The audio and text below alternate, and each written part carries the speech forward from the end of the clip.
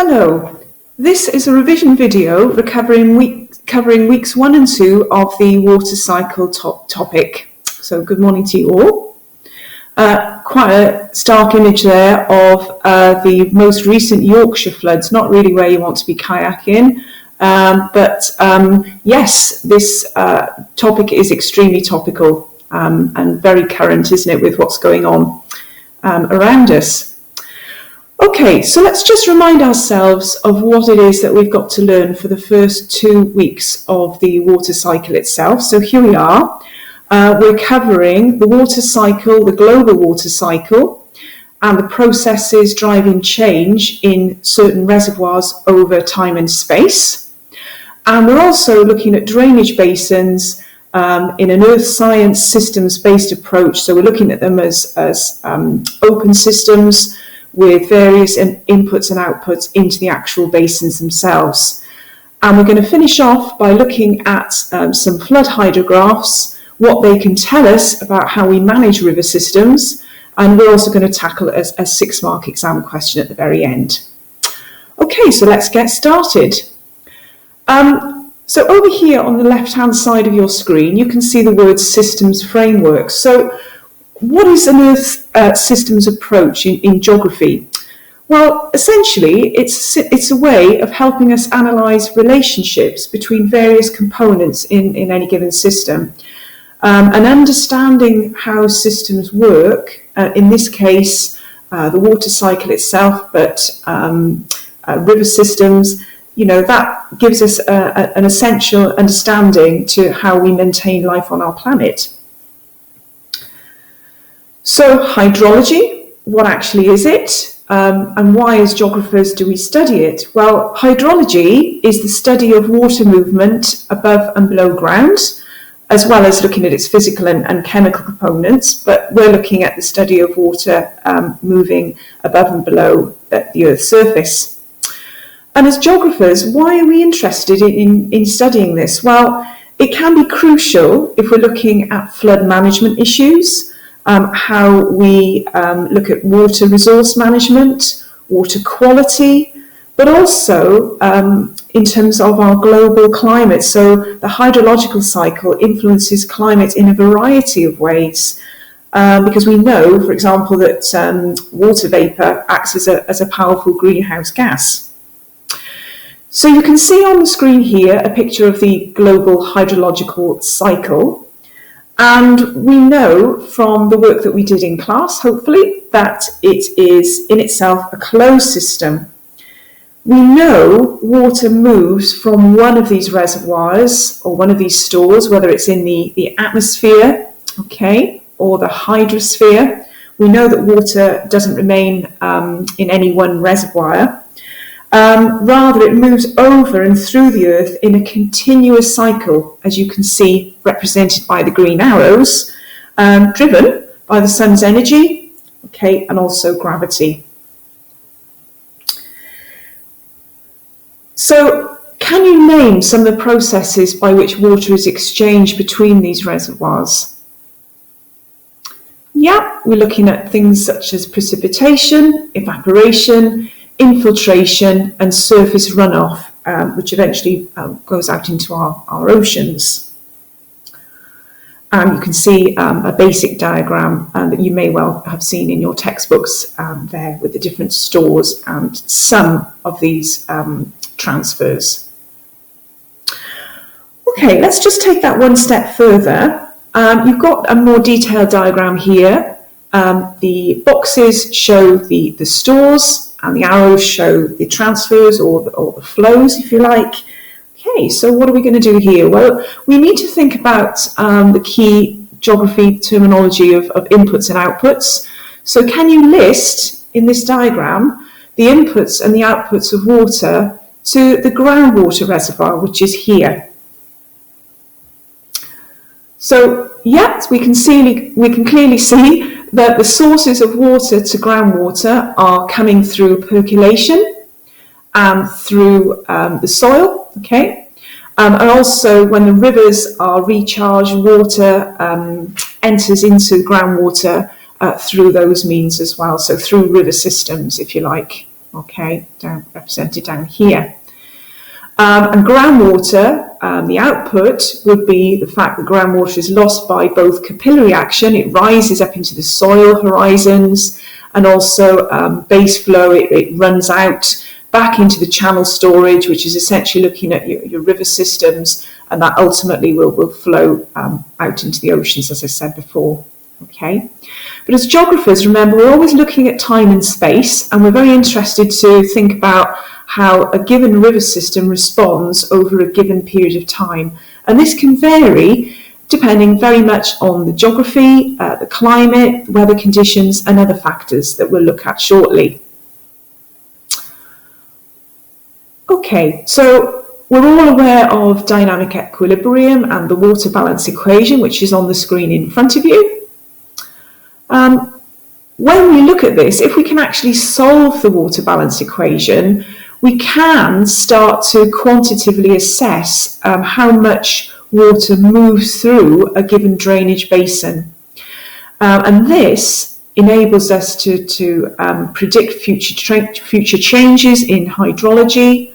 So if we're planners, land use planners, hydrologists, flood engineers, we look at this to see if anything needs to be done to alter how we manage our river systems, for example, in a direct response to perhaps how our climate is changing and how we use land in upper and lower catchment areas, for example.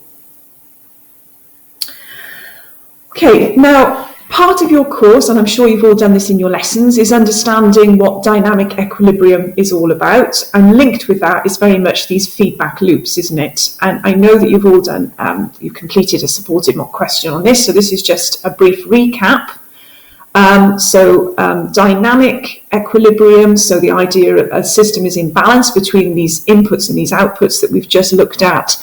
But the word dynamic infers that, you know, things are never stable, they don't stay the same, and that there are often disruptions in and out of a drainage basin, for example, which disturb that natural balance. And those may be human-induced, okay, we've got some in blue on the screen here, or they could be physical disruptions, so a storm event, prolonged rainfall like we're seeing up north at the moment, or also times of drought as well.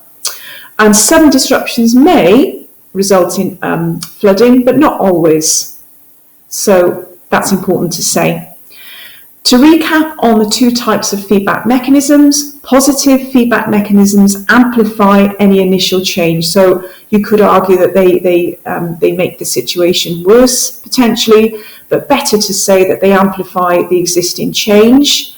Possibly to such an extent that a new equilibrium may be reached, or things may reach a tipping point, a point of no return.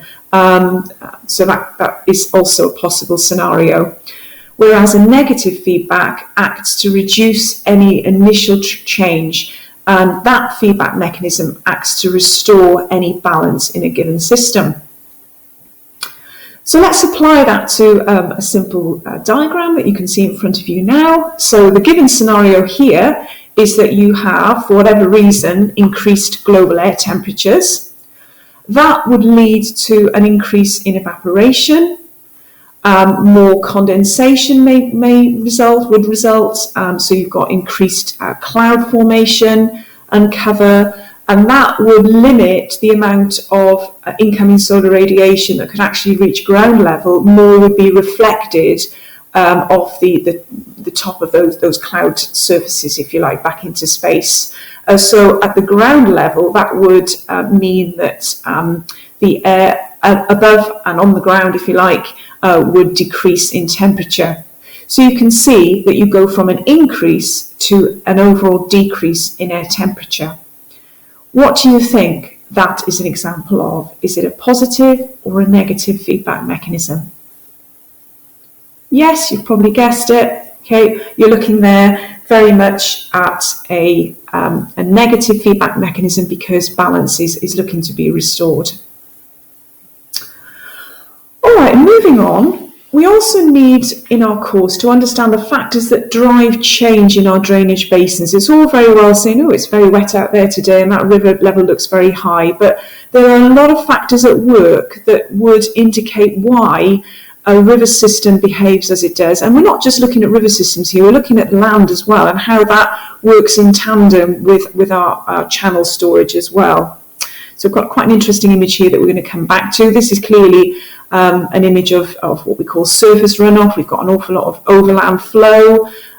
You can see that the soil has been eroded and the ground looks very, very saturated indeed. And it's ploughed as well. So we need to think about not only where it is, but also the land use here. Now, we need to have an understanding of these factors, and one way that we can do this is by looking at and plotting, in fact, flood hydrographs. You've got examples of two on the screen in front of you now. So what are flood hydrographs and what do they show? Well, essentially, they show how a given drainage basin responds to a period of rainfall, and we use them to plan for flood situations as well as drought. Okay. Now, river discharge can occur as a result of, well, it does occur as a result of precipitation from an earlier storm event. So if you look at your x-axis, your horizontal axis here, 0 represents the beginning of the rainfall event. And you can see by your bar chart here that peak rainfall is represented by the highest bar. Along the vertical axes, we're measuring discharge in QMEX, cubic meters per second. That represents the given flow rate past a given point in a river at any one time. And you can see that represented there. The blue profile shows you the actual peak discharge here, okay, but it shows you how the river system is responding to that rainfall event. Okay. The lag time occurs is the difference between the peak rainfall that you can see here and the peak discharge. So the longer the lag time, the delay, the less likely that the river is going to fill up quickly. So therefore, the propensity or the likelihood of that river flooding is lessened. It's not a no, but it would be less than this diagram over here, where you have your peak rainfall event, which should be here. It's much more flashy profile. Okay, you've got your peak discharge here. The difference in hours between those, the lag time would be less. So therefore, you could argue that this profile would indicate that a river is more likely to fill up very, very quickly and potentially flood. Again, not always.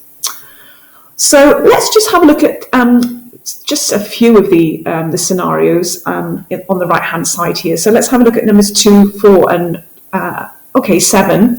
So number 2. Which one of these diagrams is going to be represented here? So we've got a steep-sided valley as opposed to a gentle sloping valley. Well, clearly, if we think about it, a steep-sided valley, you're going to be having a lot of funneling of water off steep hillsides very, very speedily, much more speedily than on a gentle sloping valley.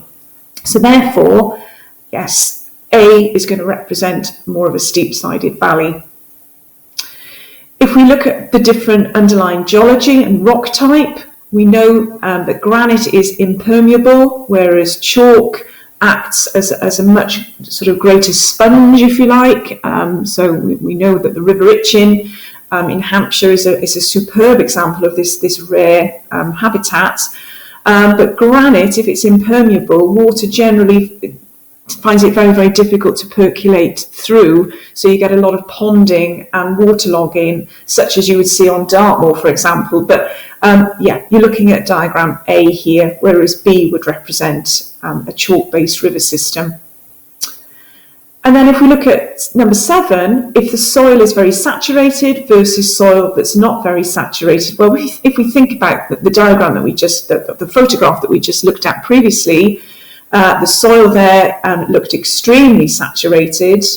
So therefore, water is disinclined. It's not going to be able to infiltrate and percolate through the soil horizons anymore. So its only alternative is to run off the surface and therefore reach the channel basin a lot faster. So again, A would be an example of soil saturation, whereas B, the soil is less saturated.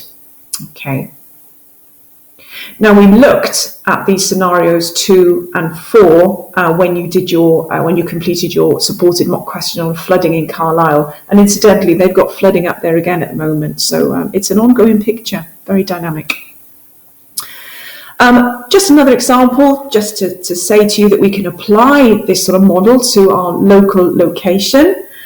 We can look at how the land is used in and around Winchester. We know from our studies in January 2014 and at other times the area in Winchester city centre has flooded. So, we can look closer to home at what's going on.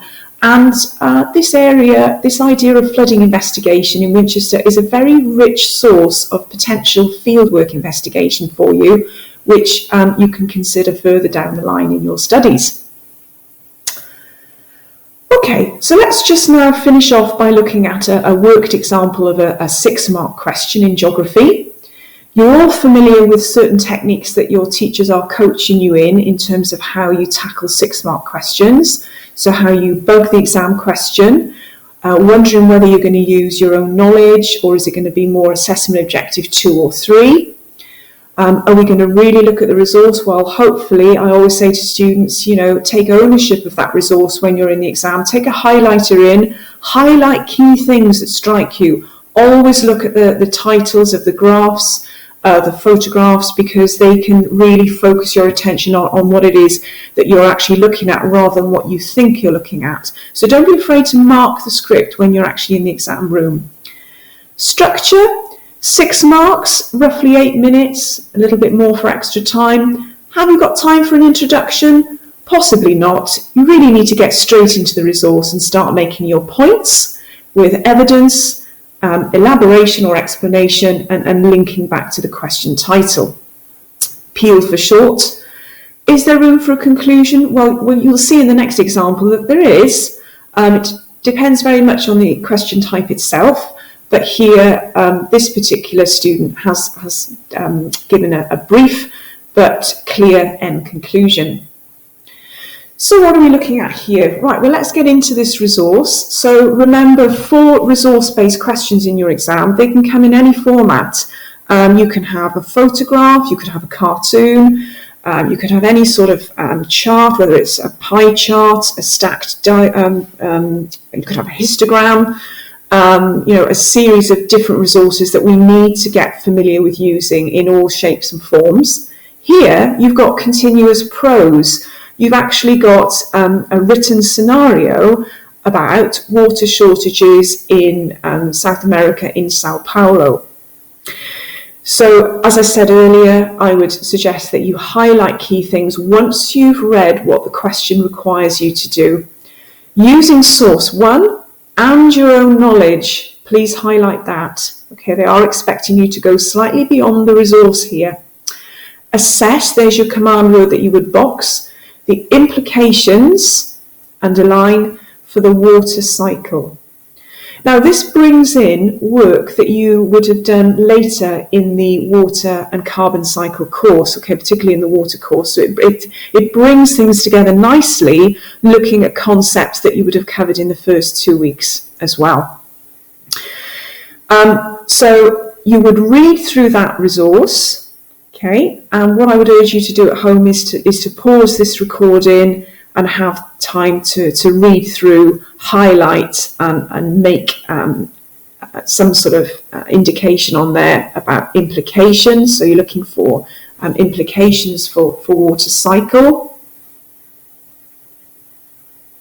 So I'm just going to pause for a minute because you can pause this at home and you can have a look at this in detail at home.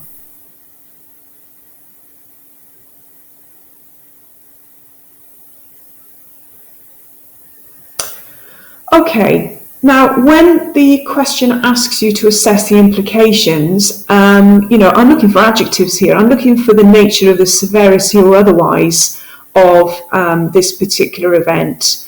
And you can see in this exemplar here that the student has used those sorts of adjectives in their answer, which is very strong and secure. Okay, so let's have a look at his worked example, or this worked example. So immediately we're understanding that deforestation in the Amazon basin can have serious implications. So we're assessing already the level of seriousness of these implications. So it's a nice statement. Both here, so we're looking at local and further away. The student then goes on to actually link that with his ideas, so he expands his ideas, showing an understanding of how the water cycle plays its part, okay, in returning water via the PET to the atmosphere. So this student clearly understands the processes going on in the water cycle. He also uses this idea of material from the resource, but nicely he goes beyond using the resource. What we don't want to see is just you copying out the resource itself. The resource is there as a platform of ideas. You'll get very, very little credit for just repeating what you see in the source material. So he expands this, and also he talks about the fact that the reduction in the amount of forest means that has a knock-on effect in terms of a reduction in PET, and that the biotic pump also won't work as effectively. So he's looking at the full cycle and explaining that succinctly but sufficiently well. His second paragraph goes on to talk about the fact that deforestation leads to greater soil erosion, and therefore that could induce localized flooding, because you've got increased stream flow. Not dissimilar to the diagram, or the photograph rather, that I showed you earlier about the open field, although we haven't, that photo didn't show us that any trees had been deforested, but similar processes are at work, aren't they, if you think about it. Afforestation might actually reduce the implications, and he has mentioned that, but he has evaluated that is not going to happen too quickly. That would be much smaller in areal extent, and take-up of water would be less, so less PET would result. He also goes on to talk about farmers who are clearing the forest to grow crops, so he's showing a bit of his own knowledge as well there. And at the end, he brings this to a neat conclusion, saying that more must be done to preserve the forest to help preserve the water cycle in this region. So he gets to grips with some of the issues in this particular resource. He doesn't secure it fully, so he wouldn't have actually secured the very top band marks, but certainly the way in which he's making a point, he's elaborating that, he's giving an example, linking it to processes, and linking back to words in the title, such as implications, and water cycling itself would get him credit. Okay, so that concludes this revision tutorial for weeks 1 and 2. I hope there's something there of value that you can take away from this. Thanks very much for listening. Bye for now.